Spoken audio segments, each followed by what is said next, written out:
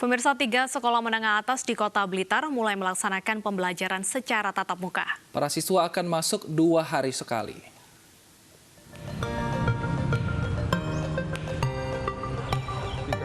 Setelah 5 bulan belajar di rumah secara daring, para siswa SMA Negeri 1 Kota Blitar kembali ke sekolah untuk belajar secara tatap muka. Proses belajar mengajar di sekolah berjalan sesuai aturan protokol kesehatan COVID-19. Para siswa wajib menggunakan masker dan menempati tempat yang telah ditentukan, yakni 1 meja untuk 1 orang. Kegiatan belajar mengajar dilakukan secara bergantian dengan sistem ganjil genap, dibatasi 25% dari total jumlah murid.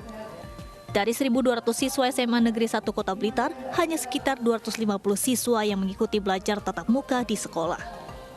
Bagi siswa yang tidak mengikuti belajar tatap muka di sekolah, bisa mendapatkan materi belajar berupa video dari teman yang mengikuti belajar di kelas. Para siswa lebih memilih belajar tatap muka dibanding belajar daring karena lebih mudah memahami penjelasan guru dan tidak terganggu dengan sinyal. Rasanya senang sekali karena kalau di rumah itu kadang materi yang kurang paham bisa ditanyakan ke guru, namun penjelasan guru belum tentu sesuai harapan. Yang menjadi kendala terkadang itu sinyalnya sedang kurang baik, jadi nggak bisa komunikasi dengan guru. Kini Kota Blitar masih menjadi zona oranye. Hanya 3 sekolah yang diperbolehkan belajar tatap muka, yakni SMA N1 Kota Blitar, SMK N1, dan SLB. Jadi para uji coba, kemudian kita diberi waktu 4 jam pembelajaran maksimal. Jadi karena kita zona oranye, kita 25% dari jumlah siswa. Jadi sekitar 270 Pak ya. Yes. Tapi ada siswa juga yang diberikan izin orang tuanya, tidak diberikan izin orang tuanya. Jadi jumlah siswa yang 270 itu masih berkurang lagi. Uji coba belajar tatap muka pada 18 hingga 31 Agustus dibatasi 4 jam dalam sehari. Setelah uji coba selesai, nantinya hal ini akan dievaluasi. Dari Blitar, Jawa Timur, Robi Ridwan, iNews melaporkan. Pemirsa, Gubernur Jawa Timur Khofifah Indar Parawansa meninjau uji coba sekolah tatap muka secara bertahap tingkat SMA dan SMK di Kota Probolinggo. Khofifah melihat langsung persiapan sekolah dalam uji coba belajar offline dengan tetap menjalankan protokol yang sudah ditetapkan pemerintah.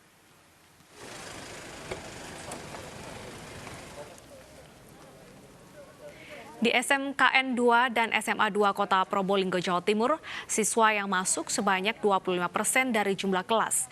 Sehingga dari 36 siswa, hanya 9 saja yang belajar tatap muka.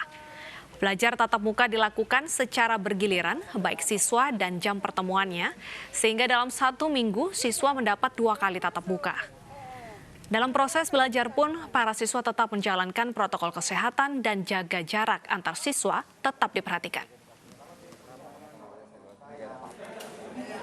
Coba belajar mengajar tatap muka secara langsung secara bertahap. Uji coba secara bertahap. Jadi yang tadi kita lihat kelas-kelas itu biasanya untuk 36 siswa, hari ini hanya untuk 9 siswa.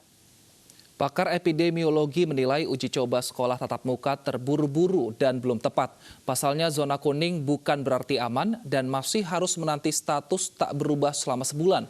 Apalagi di Jawa Timur belum ada zona hijau yang bertahan selama 1 bulan penuh. Jadi kalau kita mau melihat zona ya, pertama misalnya hijau misalnya. Berapa lama hijaunya? Nah, minimal hijau itu yang aman harus sudah 1 bulan. 4 minggu berturut-turut, ya berturut-turut, misalnya hijau, ya. Jadi kalau hijau berturut-turut 4 minggu, 4 minggu berarti 1 bulan. Kuning pun sama. Kalau ada sebuah daerah misalnya sudah kebelet ya, sudah keburu ingin buka sekolah misalnya dia mau kuning karena memang pemerintah pusat kan sudah membolehkan ya melalui Kementerian Pendidikannya. Kuning pun ya juga sama. Berapa lama dia kuning? Kalau dia sudah berturut-turut 4 minggu misalnya, oke. Jadi kalau kita nekat membuka, yang jadi korban adalah anak-anak kita. Ya, jadi sabarlah menurut saya ya, sabarlah nanti kalau sudah hijau buka.